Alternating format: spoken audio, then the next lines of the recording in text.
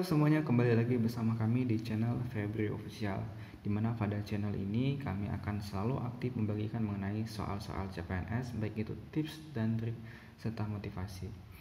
Oh ya teman-teman, sebelum kita lanjut ke pembahasan soal, saya akan sedikit membagikan kisi-kisi soal SKB Kesehatan tahun 2018 khususnya untuk formasi perawat. Jadi yang teman kita dapatkan ini meliputi 1 tentang GCS, 2 tentang imunisasi, 3 tentang BPJS Kesehatan, 4 tentang hari besar, 5 tentang rencana pembangunan jangka menengah nasional, 6 tentang gaya kepemimpinan, 7 tentang fase berduka, 8 tentang peningkatan TIK, 9 tentang pendelegasian wewenang, dan 10 tentang Apgar Skor. Jadi pastikan teman-teman silakan dicari mengenai kisi-kisi ataupun FR soal SKB kesehatan yang telah keluar di tahun sebelumnya. Jadi kemungkinan itu akan sedikit bisa membantu dalam belajar dan supaya teman-teman bisa mendapatkan inputan yang lebih banyak lagi di luar sana selain mendapatkan inputan di channel ini. Oh ya, topik pada pembahasan pada video kali ini mengenai 3 hal. Yang pertama tentang Apgar Skor, yang kedua tentang luka bakar, dan yang ketiga tentang GCS. Jadi soal-soal ini masuk untuk formasi perawat maupun di formasi kebidanan. Namun bagi teman-teman yang baru bergabung, silakan ikuti channel ini dan tentunya video ini sampai dengan selesai. Nah, bagi yang masih bingung bagaimana sih cara menghitung GCS, nah ini kami tampilkan bagaimana cara menghitung skor GCS. Yang pertama, jika pasien ataupun klien membuka mata dengan spontan itu poinnya 4, dan jika membuka mata dengan rangsangan suara ataupun dipanggil itu poinnya 3. Jika hanya membuka mata ketika diberikan rangsangan nyeri itu poinnya 2, dan jika tidak merespon itu poinnya 1. Begitupun selanjutnya untuk verbal respon. Jika kalimatnya nyambung itu poinnya 5, dan ketika bingung itu poinnya 4, dan ketika bicaranya tidak jelas itu poinnya 3. Dan jika pasien mengerang itu poinnya 2, dan jika pasien tidak merespon itu poinnya 1. Dan selanjutnya motor respon itu jika normal itu 6, melokalisir nyeri itu 5, fleksi normal itu poinnya 4, fleksi abnormal poinnya itu 3, dan ekstensi abnormal itu poinnya 2, dan jika tidak merespon itu poinnya 1. Bagaimana teman-teman, apakah sudah mulai bisa dipahami? Oke, kita langsung lanjut ke contoh soalnya supaya bisa lebih paham lagi ya.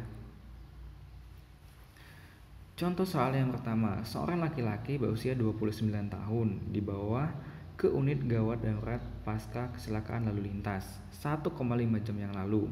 Hasil pengkajian didapatkan luka di kepala, tampak darah kering di telinga dan hidung. Keluarga mengatakan pasien muntah sesaat kejadian. Penderita masih membuka mata saat diberikan rangsangan nyeri dan mampu melokalisasi nyeri yang diberikan. Pasien mengeluarkan kata-kata yang tidak jelas. Tekanan darah 110/70 mm Hg, frekuensi nadi 105 kali per menit, frekuensi nafas 26 kali per menit, suhu 36,5 derajat Celcius. Berapakah skor GCS pada kasus tersebut? Silakan dilihat dulu. Kata kuncinya, pasien ini membuka mata saat diberikan rangsangan nyeri, melokalisasi nyeri, dan pasien mengeluarkan kata-kata tidak jelas. Dan jawaban yang tepat adalah pilihan jawaban yang E, yakni poinnya adalah 10. Jika masih bingung silakan dilihat lagi tabel di video sebelumnya, yakni ini. Membuka mata jika diberikan rangsangan nyeri itu poinnya 2. Bicara tidak jelas itu poinnya 3, dan melokalisir nyeri itu poinnya 5. Jadi 2 plus 3 plus 5. Jadi jawabannya adalah E, 10. Oke, kita lanjut ke soal yang kedua. Laki-laki 48 tahun dirawat di bangsal dewasa karena menderita stroke. Kesadaran menurun. Dari pengkajian GCS dapatkan data saat dicubit baru membuka mata. Ketika ditanya tahun berapa sekarang, menjawab tahun 2018, padahal sekarang tahun 2020. Pada pengkajian motorik, tangannya berusaha meraih sumber nyeri ketika dirangsang dengan nyeri. Berapakah nilai motorik pemeriksaan GCS pada kasus di atas? Jadi jangan sampai terkecoh ya teman-teman. Ini yang diminta hanya nilai motorik pemeriksaan GCS. Jadi poin-poin yang lain, misalkan tentang verbal, itu tidak usah dihitung. Jadi hanya fokus di nilai motorik saja. Dan jawaban yang tepat adalah jawaban yang C. Itu poinnya 5. Jadi jika pada pengkajian motorik tangannya berusaha meraih sumbernya itu nilainya 5, jadi jawabannya adalah jawaban yang C. Oke, kita lanjut ke contoh soal yang ketiga. Seorang wanita berusia 27 tahun datang ke IGD dengan keluarganya setelah mengalami kecelakaan lalu lintas dan mengalami cedera di kepala. Pasien terlihat gelisah. Pada saat dilakukan pemeriksaan GCS, diperoleh respon motorik pasien adalah fleksi abnormal, verbal dan mata tidak merespon. Berapakah nilai verbal pada hasil pemeriksaan GCS pada pasien tersebut? Jadi verbal dan mata tidak merespon. Jadi yang ditanya hanya verbal saja. Jadi jawabannya adalah A, 1. Karena tidak merespon itu nilainya 1. Oke, jawaban yang tepat adalah A. Nah, bagaimana untuk pembahasan tentang GCS-nya? Apakah mulai bisa dipahami ya teman-teman? Kami harap mulai teman-teman bisa dipahami sedikit demi sedikit. Nah, kita lanjut ke penilaian Apgar Score. Jadi pada poin Apgar Score ini terdiri dari 5 poin yang dinilai. Yang pertama tentang warna kulit, frekuensi nadi, reaksi rangsang, tonus otot, dan pernapasan. Jadi nanti kita akan langsung lanjut ke contoh soal. Jika teman-teman masih bingung, teman-teman bisa nanti di pause dan lihat lagi, kembalikan ke tabel ini. Bayi A baru lahir 15 menit yang lalu dengan DJJ 50 kali per menit, tonus otot sedikit fleksi, warna kulit kebiruan, suhu 36 derajat Celcius, pernapasan tidak teratur. Nilai Apgar pada bayi A adalah A5, B6, C7, D8, dan E9. Silakan dilihat lagi tabelnya. Dan jawaban yang paling tepat adalah pilihan jawaban A, yakni 5. Oke, seorang bayi laki-laki baru saja lahir spontan, atem, kulit dan ekstremitas berwarna biru. Jika tidak ada gerakan, nadi 80 kali per menit, napas tidak teratur, berat 2900 gram, panjang badan 49 cm, suhu 36 derajat Celcius. Berapa nilai Apgar bayi pada kasus tersebut? Jadi lahir spontan, ekstremitas berwarna biru, itu poinnya 1. Tidak ada gerakan juga poin ini poinnya 0. Nadi 80 kali per menit itu poinnya 1. Jadi sudah 2 ya. Napas tidak teratur jadi poinnya 1, 3. Dan bayi lahir spontan ini nilainya, jadi total nilainya ini adalah 4. Jawaban yang paling tepat adalah pilihan jawaban A. Jadi bagi yang masih bingung, silakan di pause dulu videonya dan lihat lagi materi di slide sebelumnya. Oke, kita lanjut ke pembahasan selanjutnya. Seorang bayi lahir spontan dengan berat badan 2600 gram, panjang badan 48 cm. Bayi tersebut dilakukan rangsangan dengan menggosokkan punggung, tangan dan kaki dengan lembut, serta menyentil perlahan telapak kaki 1-2 kali. Hasilnya didapatkan Apgar Score bernilai 7. Pertanyaan: dari data di atas, yang dimaksud dengan rangsangan tersebut adalah A. Rangsangan tonik, B. Rangsangan taktil, C. Rangsangan sucking, D. Rangsangan walking, E. Rangsangan glabellar.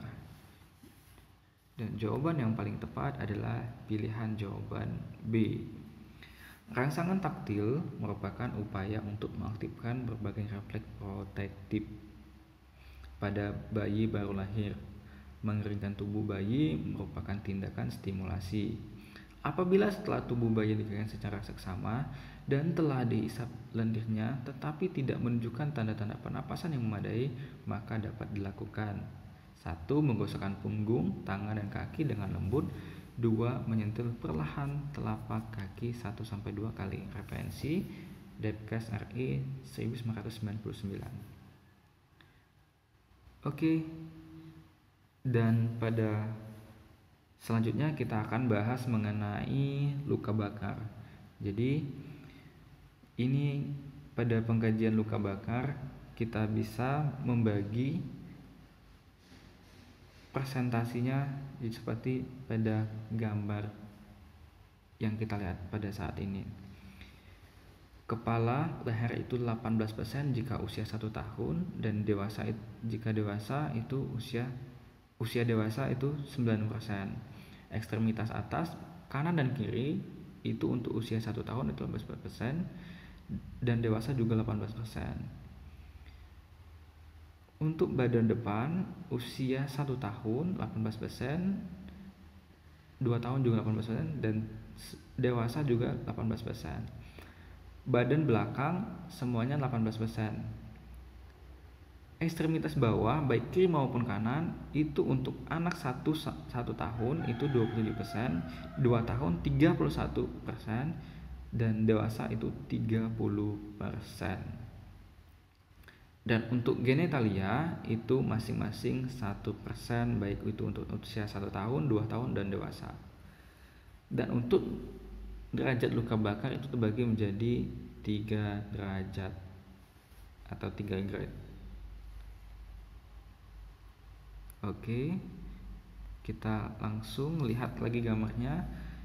Kepala 9% untuk dewasa, belakang 18%, lengan kanan 9%, lengan kiri 9%, dada 18%, kaki 18%, kaki kanan 18%, dan kaki kiri 18%. Oke, kita langsung lanjut ke contoh soalnya. Seorang wanita berusia 29 tahun datang ke IGD diantar keluarganya karena tersiram air panas pada seluruh dada dan perut serta lengan kanan atas. Pasien mengeluh nyeri pada luka bakar. Hasil pengkajian tekanan darah 110/80 mm hektogram.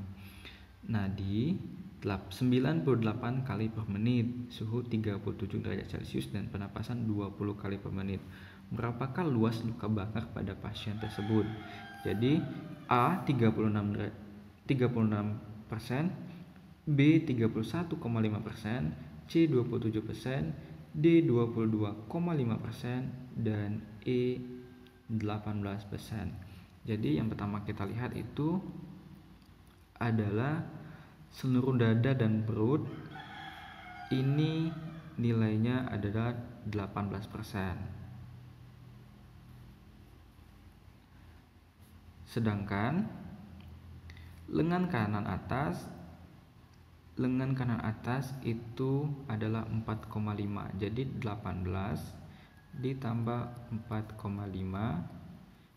Jadi jawabannya dapatnya adalah 22,5. Jadi jawaban yang paling tepat adalah pilihan jawaban D. Kita langsung lanjut ke contoh soal selanjutnya. Seorang laki-laki usia 42 tahun dirawat di ruang bedah karena tersiram air panas ketika memasak air. Pengkajian: dada dan perut mengalami luka bakar serta seluruh tangan kanan dan kiri.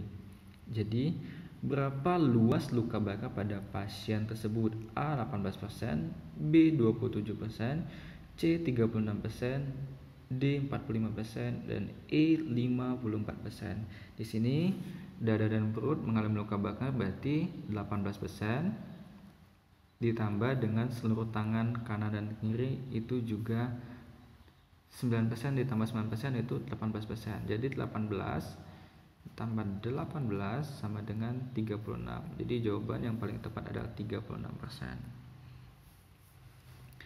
Soal selanjutnya, di bawah ini yang benar tentang luka bakar kecuali A. merupakan luka akibat paparan bahan panas. B. luka bakar bisa mengenai lapisan epidermis dan dermis. C. luka bakar bisa disembuhkan dengan pasta gigi. D. untuk menentukan luas luka bakar menggunakan rumus rule of nines. E. dapat disebabkan oleh karena paparan sinar matahari. Jadi di sini jelas ya, jawaban yang paling tepat adalah pilihan jawaban C. Nah, karena etiologi dari luka bakar itu bisa berbagai hal, meliputi paparan api, air panas, uap panas, gas panas, aliran listrik, zat kimia maupun radiasi, dan sinar matahari, terapi radiasi. Jadi jawabannya yang bukan pernyataan yang benar mengenai luka bakar adalah pilihan jawaban C ya. Oke, kita lanjut ke contoh soal selanjutnya. Komplikasi luka bakar kecuali adalah A. gagal jantung kongestif dan edema pulmonal. B. sindrom kompartemen. C. gagal ginjal akut. D. adult respiratory distress syndrome. E. gangguan body image. Jadi kita lihat jawaban yang paling tepat adalah pilihan jawaban yang E. Karena komplikasi dari luka bakar itu bisa meliputi gagal jantung kongestif dan edema pulmonal. Selanjutnya bisa sindrom kompartemen, bisa adult respiratory distress syndrome, bisa ileus paralytical, ulcus curling, bisa juga shock sirkulasi, dan gagal ginjal akut. Jadi jawaban yang paling tepat adalah pilihan E. Demikianlah teman-teman pembahasan pada video kali ini. Pastikan teman-teman ikutin terus channel ini. Nah, pada video selanjutnya kita akan bahas mengenai soal SKB bidang kesehatan khusus untuk farmasi. Jadi silakan bagi yang baru bergabung silakan untuk ikutin terus video kami selanjutnya. Terima kasih dan semoga bermanfaat.